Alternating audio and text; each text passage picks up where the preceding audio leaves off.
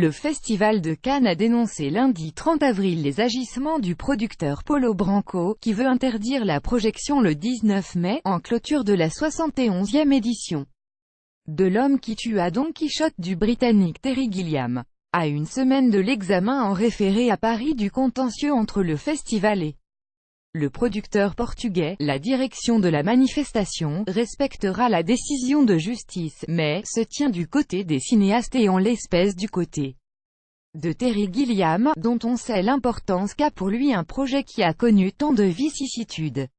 Le producteur portugais et sa société de production Alfama ont demandé mercredi à la justice d'interdire la projection à Cannes de L'homme qui tua Don Quichotte, qui doit sortir en salle même jour, selon le festival. La requête sera examinée en référé le 7 mai, la veille de l'ouverture du festival. Nous étions prévenus des recours possibles et des risques encourus, mais en l'occurrence, lorsque notre décision a été prise, rien ne s'opposait à la projection du film au festival, rappellent les organisateurs.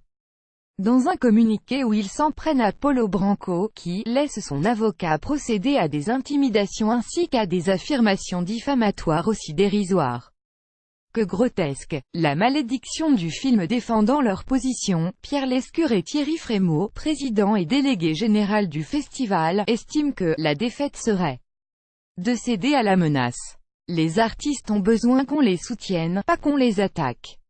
Cela a toujours été la tradition du Festival de Cannes, et cela le restera, insiste-t-il, dans un contexte où 2 cinéastes invités en sélection officielle sont assignés à résidence, le russe Kirill Serebrennikov et l'Iranien Jafar Panahi, et où un film kényan est censuré dans son pays.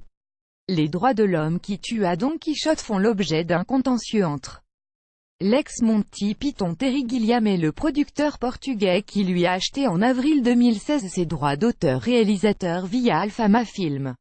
Un volet de l'affaire a été examiné en appel à Paris début avril.